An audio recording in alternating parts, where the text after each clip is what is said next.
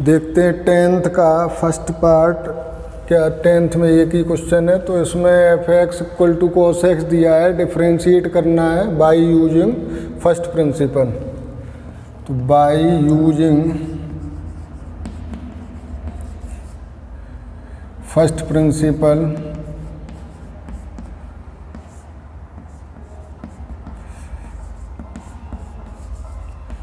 Of derivative, तो ये use करेंगे। तो ये limit h tends to 0 f(x) + h minus f(x) upon h equal to limit h tends to 0 f(x) + h होगा cos x + h minus f(x) है cos x और upon h। तो limit h tends to 0 cos a + b होता है cos a cos b minus sin a sin b और ये minus cos x upon h। तो equal to होगा limit h tends to 0 cos x cos h। यहाँ पर अगर हम कॉमन ले लें cos x,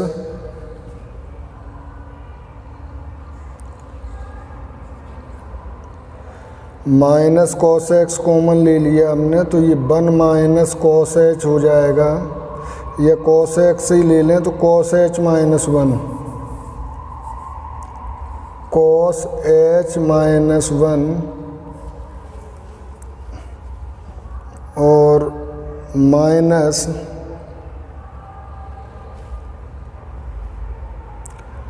sin x sin h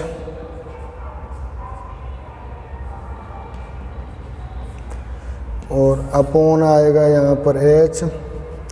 तो देखो लिमिट h टेंस टू 0 है, तो ये कांस्टेंट टर्म होंगे cos x और sin x को हम पहले लिमिट अलग लगाते हैं इनकी। Limit h tends to 0 cos x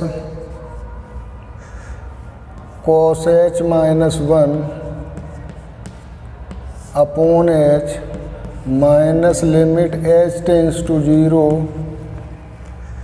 sin x sin h upon h।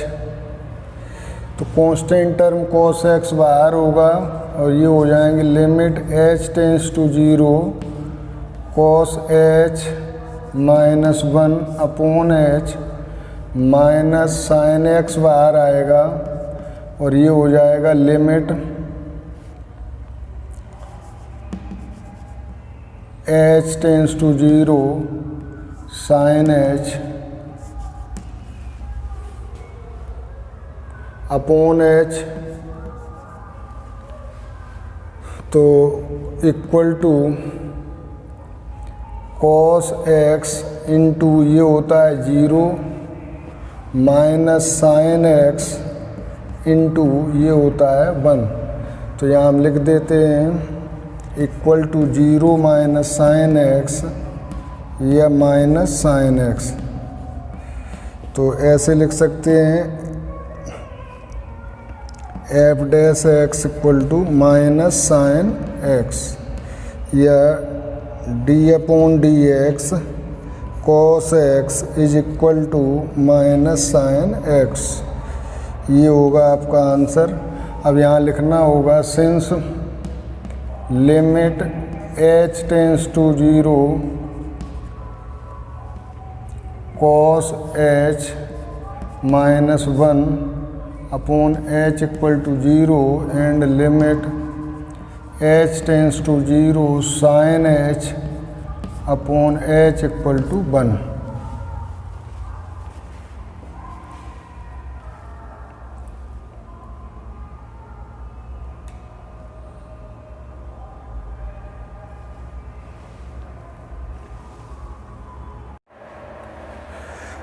Student very good morning. देखते हैं आपकी एक्सरसाइज 13.2 का क्वेश्चन नंबर 11, जिसमें हमें फंक्शन दिए गए हैं, डेरिवेटिव फाइंड करना है।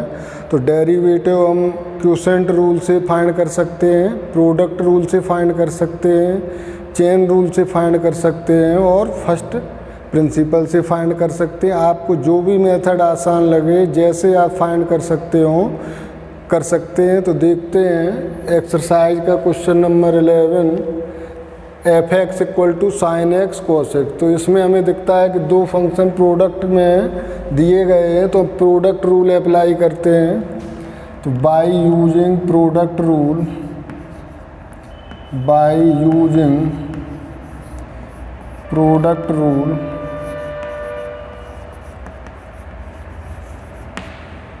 तो f(x) = होगा d/dx sin x cos x। अगर ये फर्स्ट फंक्शन है और ये हमारा सेकंड फंक्शन है, तो फर्स्ट को एज इट इज। अब ये भी कोई ज़रूरी नहीं है, आप जिसे फर्स्ट लेना चाहे फर्स्ट इसे ले लें या इसे ले लें, और किसी का भी डिफ्रेंशिएशन पहले कर लें। बस ऐसा करते एक को एज इट इज, यानी कि फर्स्ट फंक्शन को हमने एज इट इज छोड़ा, और डिफ्रेंशिएशन होगा सेकंड फंक्शन का प्लस सेकंड को एज इट इज, और डिफ्रेंशिएशन होगा फर्स्ट फंक्शन का। अब आपको रूल ये मालूम होने चाहिए।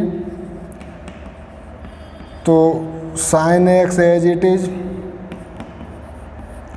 cos x का डिफ्रेंशिएशन होता है minus sin x plus cos x as it is, और sin x का होता है cos x। तो जब मल्टीप्लिकेशन करेंगे तो माइनस sin स्क्वायर x, और ये हो जाएगा प्लस का cos स्क्वायर x। अब अगर प्लस वाला टर्म पहले लिखते हैं तो ये होगा कुछ इस तरह से, cos square x minus sin square x। ये आपकी ट्रिग्नोमेट्रिक आइडेंटिटी होती है। cos square x minus sin square x, 2 cos square x minus 1 और 1 माइनस 2 sin स्क्वायर x, ये तीनों इक्वल होते हैं cos 2x के। तो ये आइडेंटिटी हुई आपकी cos 2x की, और यही होगा आपका डिफरेंशिएशन। देखते हैं नेक्स्ट पार्ट, सेकंड पार्ट 11 का। तो सेकंड पार्ट हमें दिया है sec x, f(x) = sec x। तो वैसे तो sec x का सीधा फॉर्मूला होता है, लेकिन आप इसमें थोड़ा सा लेंदी कर सकते हो, ज़्यादा शॉर्ट ठीक नहीं है, डायरेक्ट फार्मूला मत लगाओ। तो इसे हम थोड़ा सा बढ़ाने के लिए f(x) को कर लेते हैं 1/cos x। अब यहाँ हम लगाएंगे क्वोशेंट रूल। तो बाय यूजिंग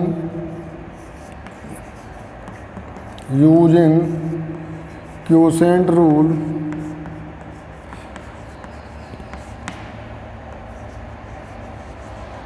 क्वोशेंट रूल लगाएंगे तो f(x) = हो जाएगा denominator as it is cos x, और d/dx होगा न्यूमरेटर का माइनस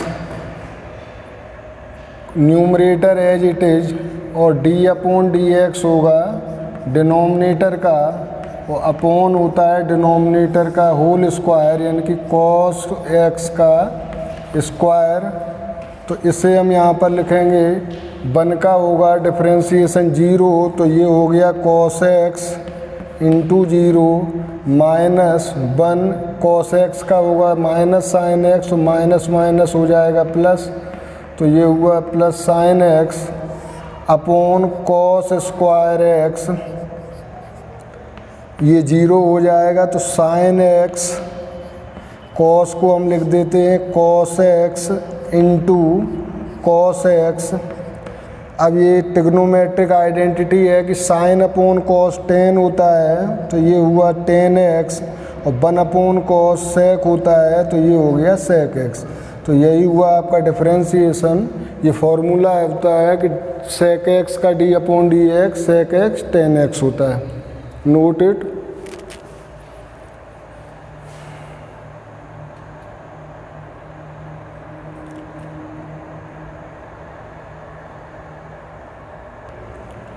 देखते हैं 11th का थर्ड पार्ट। फंक्शन दिया है F X equal to 5 sec x plus 4 cos x। तो ये u प्लस v के फॉर्म में है, तो डिफरेंशिएट करते हैं। F dash X equal to D upon D X, ये होगा 5 sec x plus 4 cos x। अब इनको सेपरेट करके करते हैं, तो d upon D X 5 sec x plus d upon D x 4 cos x। Constant term को बाहर लेते हैं, तो 5d अपॉन डी एक्स होगा sec x का, प्लस 4 को बाहर d अपॉन डी एक्स होगा cos x का। अब आप यहाँ डायरेक्ट फॉर्मूला यूज कर सकते हो, तो sec x का भी हमने बताया sec x tan x होता है,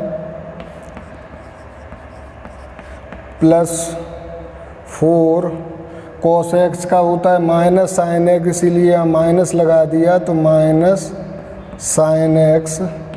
ये हो गया आपका डिफरेंशिएशन। नेक्स्ट देखते हैं fourth part. F X equal to cosec X है, इसका भी डायरेक्ट फॉर्मूला होता है, लेकिन नहीं लेंगे। यहाँ पर हम इसे लिखेंगे 1 अपॉन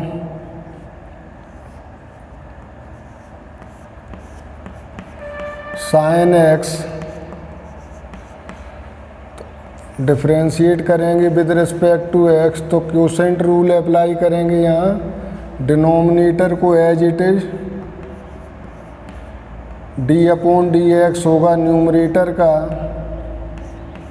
माइनस न्यूमरेटर को एज इट इज, और d अपॉन डी एक्स होगा डिनोमिनेटर का, और अपॉन डिनोमिनेटर का होल स्क्वायर, यानी कि साइन एक्स का होल स्क्वायर।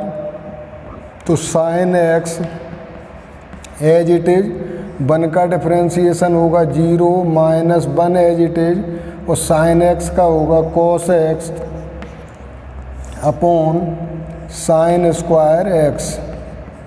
तो ये 0 हो जाएगा, तो माइनस cos एक्स अपॉन, इसको ब्रेक करते हैं, तो sine x into sine x. तो ये होगा आपका cos अपॉन साइन होता, ट्रिग्नोमेट्रिक आइडेंटिटी है cot एक्स, और 1 अपॉन साइन होगा cosec एक्स, और ये आपका आएगा माइनस। तो यही होता है फॉर्मूला डिफरेंशिएशन cosec एक्स का, minus cosec X cot x.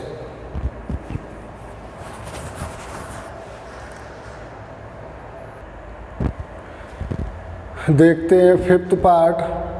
F X equal to 3 cot x plus 5 cosec x। तो ये भी दिया गया है u प्लस वी के फॉर्म में। तो F dash X equal to होगा d upon D X 3 cot x plus 5 cosec x। Differentiate करेंगे अभी सेपरेट करके, तो d upon D X 3 cot x plus d upon D X 5 cosec x। Constant term को बाहर लेंगे 3, तो d upon D X cot x plus 5 d upon D X cosec x 3 cot x का होता है cosec square x, minus में cosec square x, और इसका होगा माइनस में cosec x cot x। तो यही होगा आपका आंसर। देखते हैं sixth part. F X equal to, ये भी यू वी फॉर्म में है, तो एफ डैश एक्स लेंगे हम d upon D X equal to 5 sin x minus 6 cos x plus 7 equal to d/dx 5 sin x minus d/dx 6 cos x plus d/dx, ये होगा 7। 5 को लेंगे बाहर तो d/dx निकालेंगे हम sin x का, माइनस 6 को बाहर रखेंगे और d/dx लेंगे cos x का, प्लस d/dx लेंगे 7 का। अब हमें डिफ्रेंशिएट करना है इन्हें, तो sin x का होता है cos x, तो 5 cos x minus cos x का माइनस sin x होता है, तो माइनस माइनस प्लस हो गया 6 sin x, और 7 कांस्टेंट है तो इसका होगा 0। तो आंसर आ गया आपका 5 cos x plus 6 sin x equal to आपका आंसर।